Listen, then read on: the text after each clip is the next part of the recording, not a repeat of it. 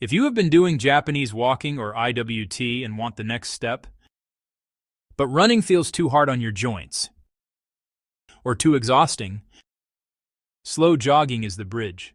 It is barely faster than a brisk walk, but your body responds to it completely differently. Dr. Hiroaki Tanaka, a Japanese exercise physiologist at Fukuoka University, spent years researching exactly why. And the results will change how you think about running. Slow jogging, sometimes called nico running in Japan, is running at a pace easy enough to hold a conversation comfortably. Often just barely faster than a brisk walk, with short, high-cadence steps around 180 steps per minute. Dr. Tanaka conducted research on how low-intensity, high-cadence running could improve health and longevity without overloading the joints or the heart. Nico means smiling in Japanese. The idea is that you should still feel relaxed and happy while doing it. If you are not smiling, you are going too fast. Slow jogging sits between walking and regular running. It is more metabolically powerful than walking, kinder on the joints than hard running, and better for long-term consistency and longevity than either extreme. When you compare slow jogging to brisk walking and regular running, the science shows it hits a real sweet spot. More metabolic and cardiovascular benefits than walking, but safer and more sustainable than hard running. Both slow jogging and well-structured IWT fall into the high-frequency, low-intensity, cardio-healthy category, but they differ in mechanics and joint loading. For someone who already walks or does interval walking training, it is a natural next step. Same health zone, just a slightly stronger stimulus. Slow jogging delivers 4 key benefits that walking alone cannot match. They are longevity, fat burning and metabolic health, endurance, and joint health.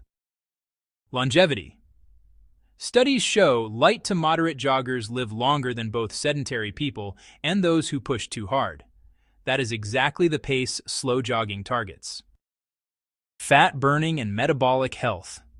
At this aerobic pace, your body burns more fat and improves insulin sensitivity, which can help lower the risk of metabolic syndrome over time.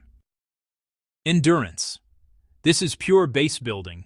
Stronger heart, better capillary networks, more mitochondria, all built at a pace that supports recovery rather than burnout. And joints. Short, light steps with a relaxed bounce make slow jogging far gentler than hard running. Studies even suggest regular runners can have lower arthritis risk than inactive people, thanks to healthy cartilage stimulation. Let us make this practical. If you are starting from zero or coming off brisk walking or IWT, here is a simple 6-week ramp-up. The full plan is on screen. Weeks 1 and 2 are about getting comfortable. You are not training yet. You are introducing your body to the jogging feeling. Easy pace, walk whenever you need to, 3 sessions a week. Do 3 to 4 sessions per week, about 20 to 25 minutes each. Weeks 3 and 4, you dial up the jog time. The intervals get longer, the walk breaks get shorter. Aim for 180 steps per minute, high cadence, short steps, light bounce. Weeks 5 and 6, you build longer jog blocks. If you feel good, push one block up to 5 to 7 minutes while keeping the pace easy. Week 7 and beyond, you are a slow jogger. Mostly jogging, brief walk breaks only if needed. Use a 180 BPM playlist to lock in your cadence. Now, when will you see results? Around 2 to 4 weeks, you will notice easier breathing, a bit more stamina, and better sleep and mood. By 4 to 8 weeks, you may see modest fat loss and body composition changes, along with slightly lower resting blood pressure and more energy. From 3 to 6 months, consistent slow jogging at around 150 to 180 minutes per week can improve endurance, insulin sensitivity, and cardiovascular risk markers in a way that genuinely supports longevity. Slow jogging is not about pushing harder. It is a smart, sustainable upgrade from walking that fits naturally into your routine. Before you go out and try slow jogging, lock in the basics of pace and form so it stays easy on your joints and sustainable long-term. 5 basic techniques to get right. Pace. If you cannot talk comfortably, slow down. That is the only rule you need. Cadence. Aim for 180 steps per minute. Short, shuffling steps. More like a gentle trot than a run. Foot strike. Light steps, soft landing on the midfoot. Slight lean from the ankles, relaxed arms. No tension, no overstriding.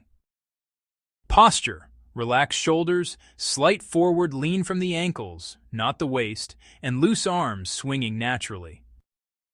And frequency. Around 180 minutes per week spread across several sessions.